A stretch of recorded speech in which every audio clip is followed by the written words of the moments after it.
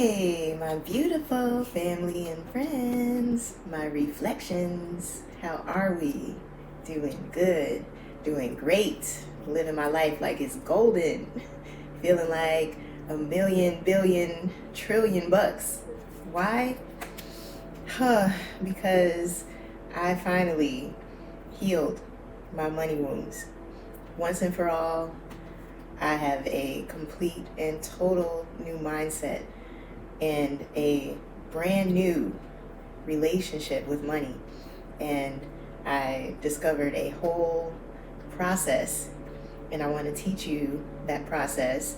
And it's because we all need money, and we all need to be healed if there is something heavy weighing on our heart when it comes to finances and wealth. Okay, prosperity, those kinds of things should not be weighing heavy and weighing you down.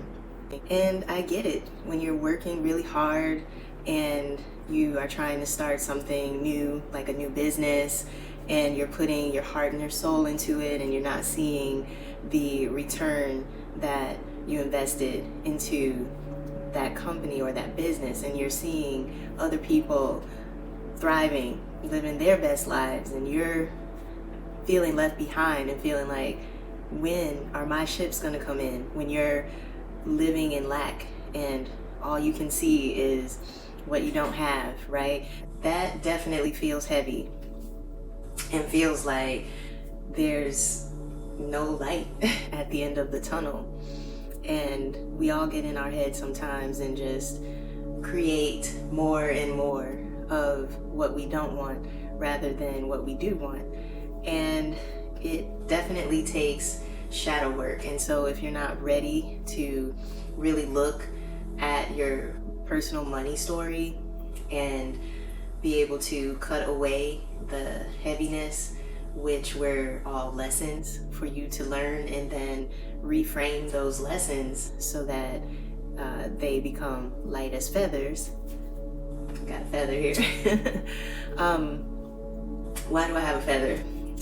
Because this was an epiphany that I recently had when I was looking at some tarot cards, and I was looking at this justice card, and I realized that it is the 11th card in the deck, and I am a psychic path 11 because I was born on the 11th day of March. But anyone who was born on the 11th day of the month, you're also a psychic number 11, and I'm gonna do a whole nother video about that, so stay tuned.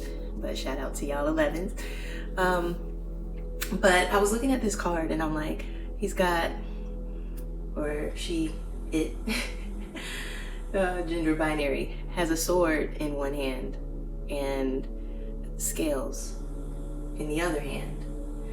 And then I was like, I've seen these symbols before. When I remembered my Egyptian studies from ancient Egypt, Maat, the Egyptian goddess who meets you at the time of your death, and she weighs your heart in one scale and puts a feather on the other side. And if your heart is heavier than the feather, then you must be incarnated again. However, if your heart is lighter than the feather, then you pass and you have truly learned all of your lessons in earth school, so to speak, and you go to heaven. So that story was in my mind as a download as I was thinking about money.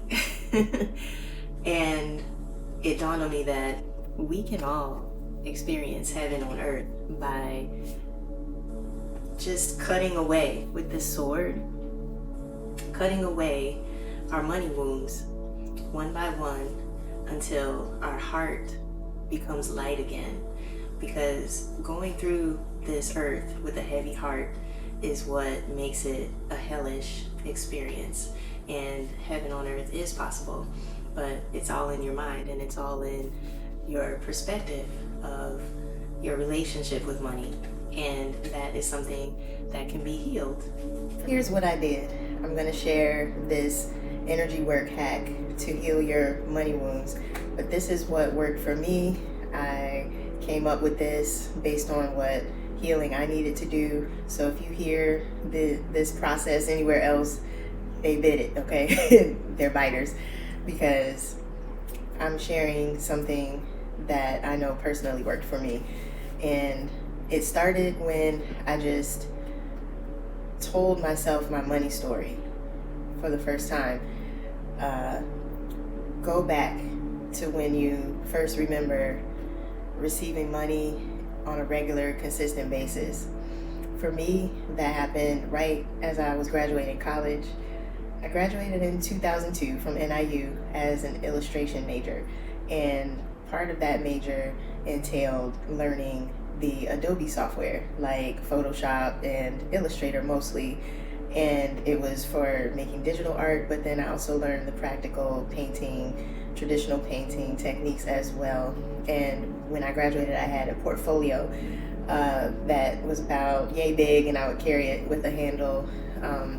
And we did a showcase of our final work, and then we were sent off into the world. And I remember being about 5 months pregnant, and the baby daddy was a promoter, and I remember going with him to pick up his flyers for an event, a nightclub event, and he introduced me to the graphic designer and printer connect that he had, and he just happened to mention to the guy that I had recently graduated and that I had a portfolio in the car, and the guy asked me to bring it in, and when he looked through it, he hired me on the spot for being a graphic designer on his team of one. So it was just him and me, and I joined his office, and it was designing nightclub flyers and for promoters and all kind of events in the city of Chicago.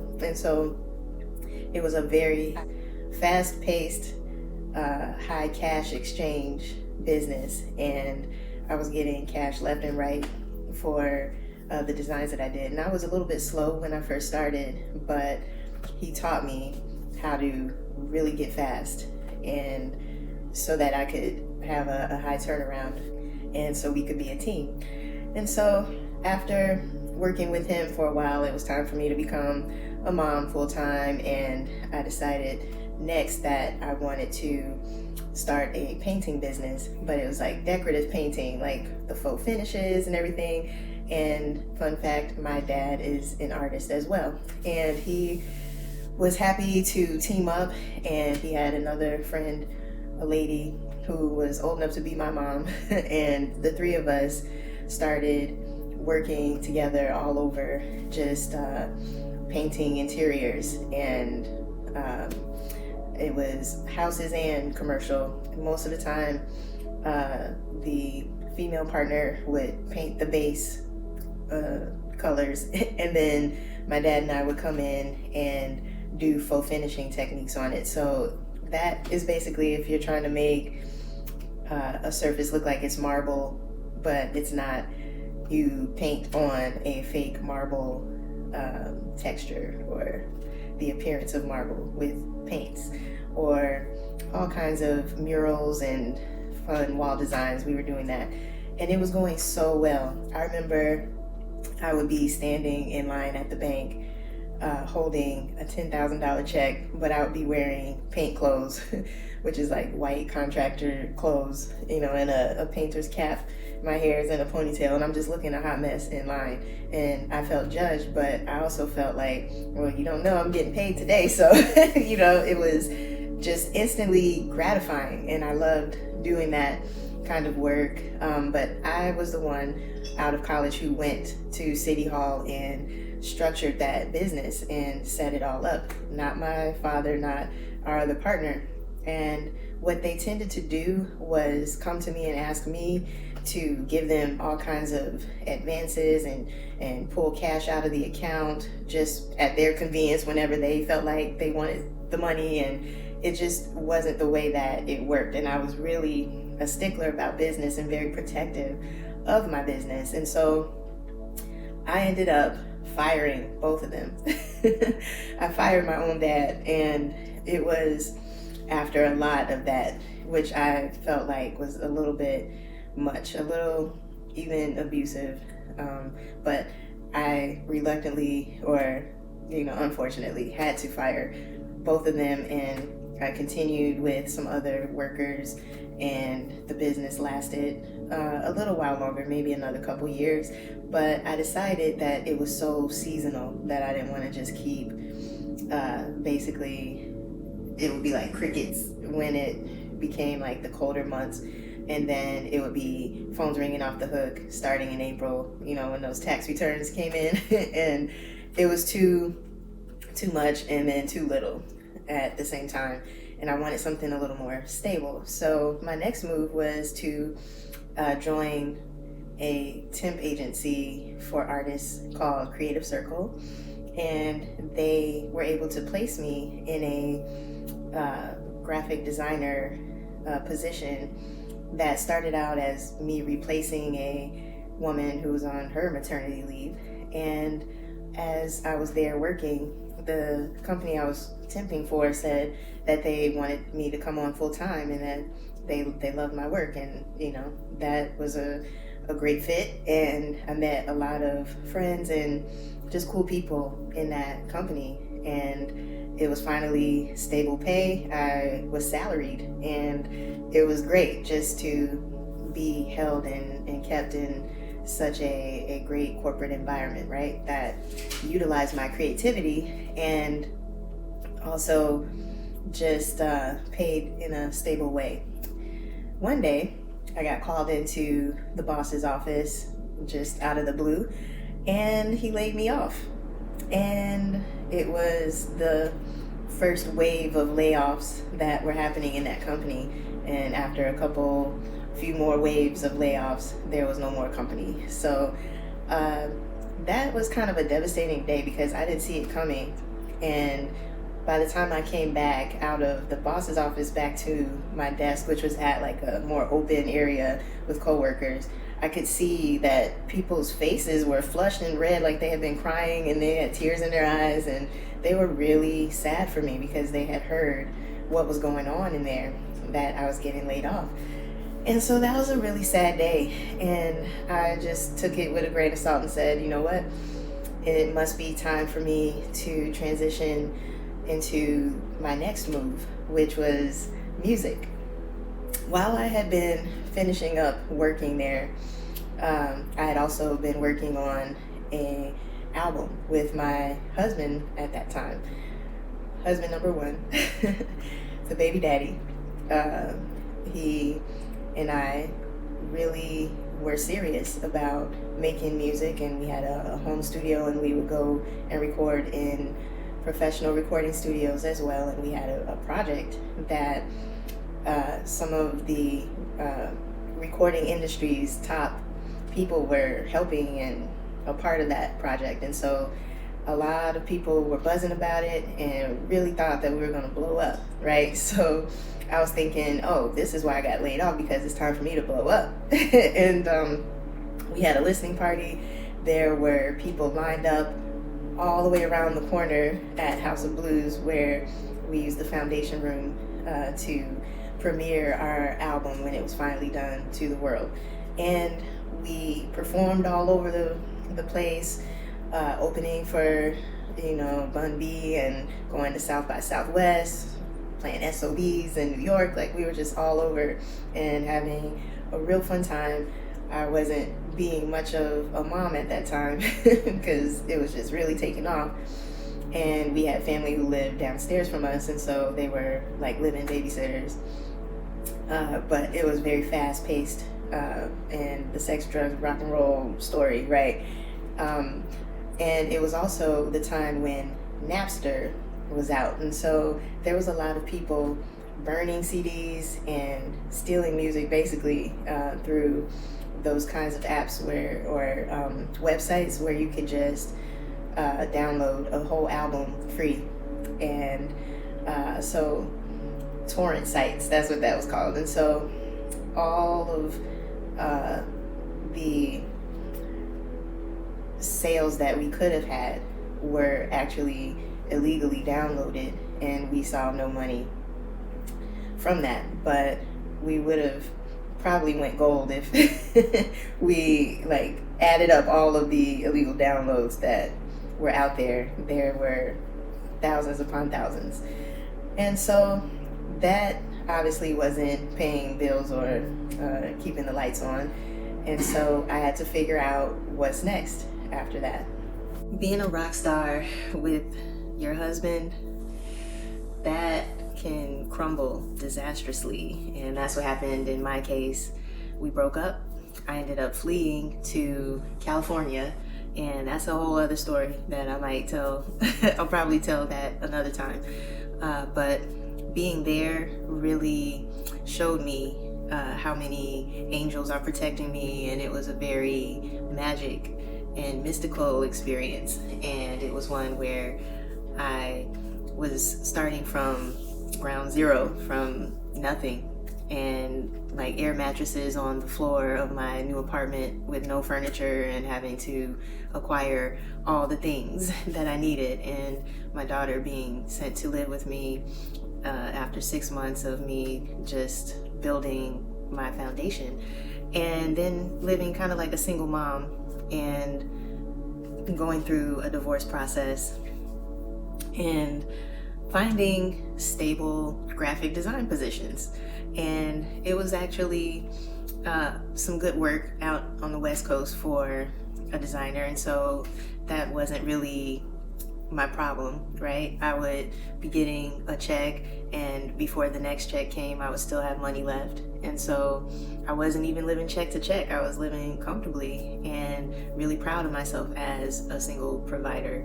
And I said, I'm never moving back to Chicago, to Illinois. Nope, I'm staying here forever. And life was good. And I decided to try a solo singing career, and I went all out.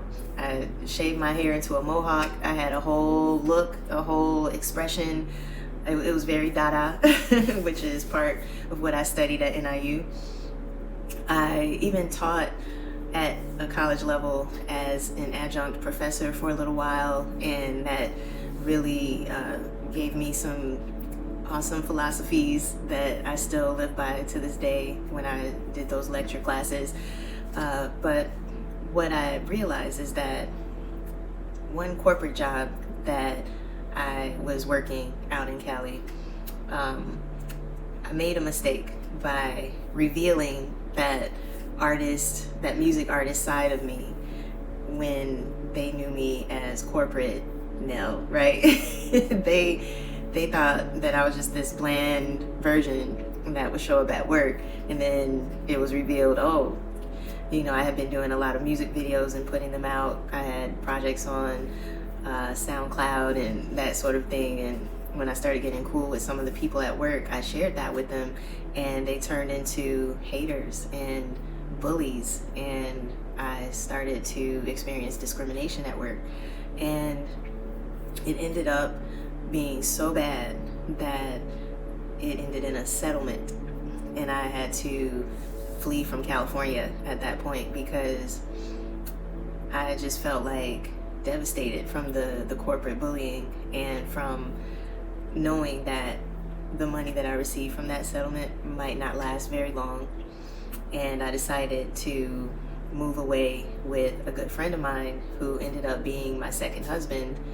And he told me, you know what, you're a queen, you don't have to work, I'm going to take care of you, and you just figure it out. Because I had basically said, I'm never working for the man again. I'm never doing corporate America again after this. And I just felt like I took a hard fall, but I was determined to be my own boss. And so I started Art Worth Sharing, and it was a flip book company, like digital flip books. I thought that it would be really cool to have like a publishing company where artists who are multi-talented like me could showcase all the interests and things that they do in a fun little digital magazine, and that we could share those magazines, and it could be like the real Facebook, right? Yeah, that didn't work. I basically launched that in Kansas City, and that city is kind of behind technologically and in a lot of ways, really. And so I experienced my business failing and needing to be rethought about. And so I took some time. We moved to Raleigh, North Carolina for a while, and that was a period of time when I was being more of a housewife. And after that failure, I took it hard, but I just decided, let me really figure it out. And the universe gave me the opportunity to reinvent Art Worth Sharing as a company that does paint parties and sells paint it yourself kits, because we hosted the first paint party, which featured Kobe Bryant paint kits, and it came out of COVID, which was a time when I thought that we would have to do remote party hosting because of, lockdown. No one could come around each other, right? And so that's what made me invent the paint it yourself kits that are at artworthsharing.com. There's been so many other kits invented, created since then, but it all started out back then with the Kobe Bryant. Anyway, I had no sales, no parties, nothing was coming in, and I was extremely dependent on my husband at that time. And what started to occur was a codependency, which I've talked about in another video, and it was very toxic and a negative experience that felt like financial abuse. And that really hit me hard as well, and I decided I have to get out of this dynamic. It's not healthy for me, and I ended up fleeing back to Kansas City for a opportunity that I thought would help Art Worth Sharing to thrive. That fell through with a friend of mine out there, and I ended up just kind of feeling stranded out there. And then my health took a turn, and I could only work one day of the week when there was Art Garden in Kansas City, which is a vending fair for artisans. And I would bring out my paint it yourself kits, and they were helping me to stay afloat, but I also had to get rental assistance. I had to get the COVID vouchers. Like, I needed all the help that I could get, and scarcity mindset really hit me at that time. And I had to do a lot of inner child healing and just shadow work and healing overall, because I had a surgery and my uterus was removed, and that took longer. The healing process for that took longer than I even anticipated. And then my current partner came on the scene right at that time that I needed nurturing and I needed help, and I finally just asked for help. And I also needed to divorce my second husband, and I just really felt damaged in terms of the relationship that I had with money at that time. And it's been being rebuilt, right? I moved to Chicago again with my partner, G-Day, and we've been really on a self-healing journey. He has been very supportive for me to be in my divine feminine energy and to walk more confidently into what it is that I'm doing now, being a healer and being a entrepreneur, because Art Worth Sharing now has its own online store with residual income. Now we are at this new moon in Virgo, and it just feels like there's infinite possibilities and blessings to come. So that's my long money story. This video is going to be a little longer than usual because I just wanted to really show you in depth how to do step 1. Tell your money story from start to finish to where you are now, right? And I had to run it through ChatGPT, my AI therapist, but it's usually very optimistic, and it can see the bright side of things, and that's why I love it. That's why I love talking to it for doing this kind of work. So it said that my story shows early ingenuity and speed. It says right away you learn how to produce art quickly and be directly paid for it. That's a gift you can still use. Check. Integrity with money. You stood up to people who tried to take advantage of you, even when you were younger. That shows a natural sense of fairness and authority with money. Check. Survival through instability, through layoffs, piracy, bullying, failed ventures. Each time you adapted and found another way forward. That builds deep inner strength. Check. And then boundaries with exploitation. Whether your parents' generation, a corporate boss, or a husband, you've confronted financial mistreatment more than once, and that means you're learning how not to let money be a tool of control over you. Check. And then lastly, unshakable calling. No matter what, you've kept returning to your art, your music, your vision of art worth sharing. Even when people told you to get a real job, you held onto your path. Yeah, there was a time when I was in Kansas City and I was really struggling, and I was reaching out to people and they just couldn't see the vision that I had when I said, no, I can't go back to working for the man, even though they were advising me to get a real job. And so seeing those things really helped me. I even shed a tear because I was like, damn, I've been through a lot.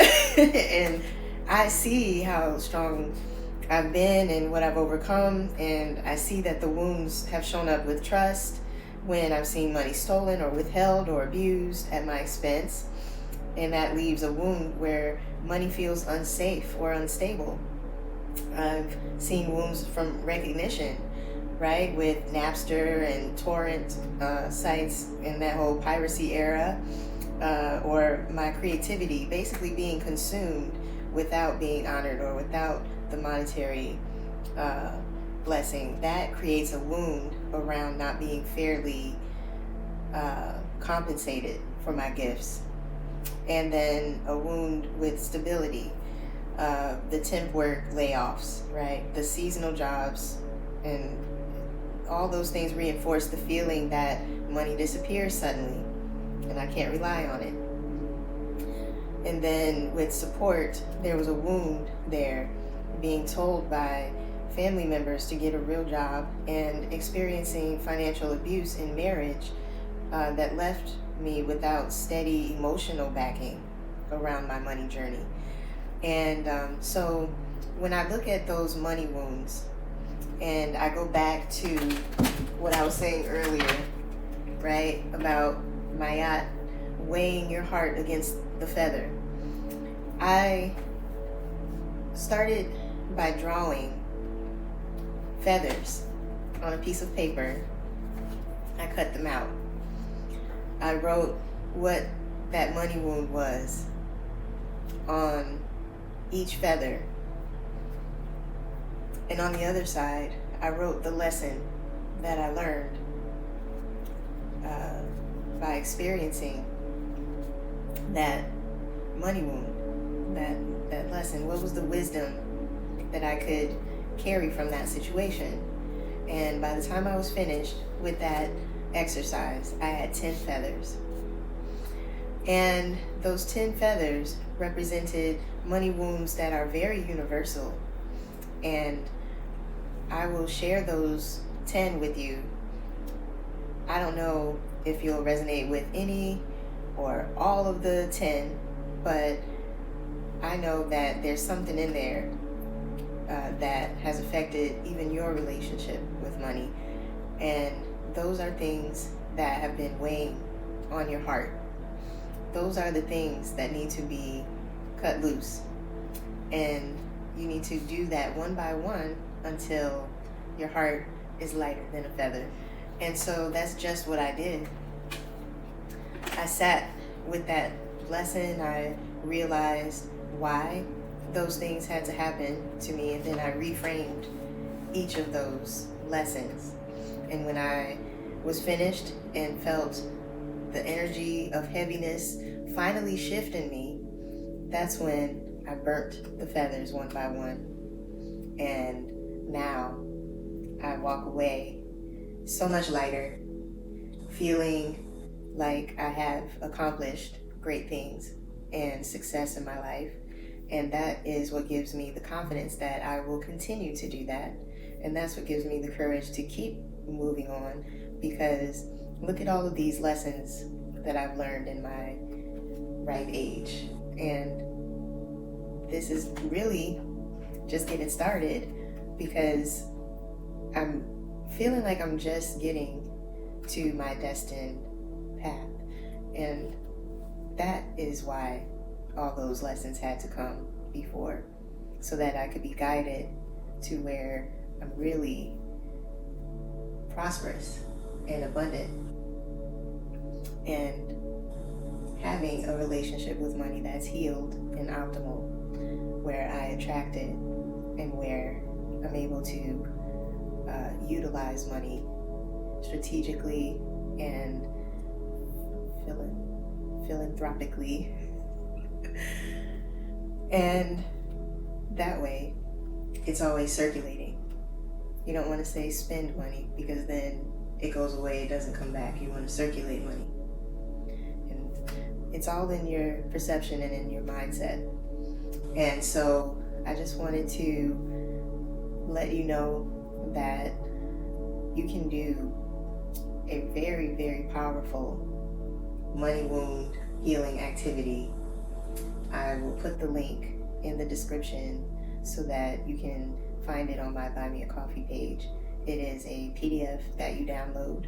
It's going to have the detailed instructions of step-by-step how to do that energy work.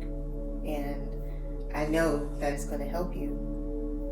And if you have been feeling like your money story is weighing heavy on you, your relationship with money, if you don't feel like it's that great, this is your time to heal that.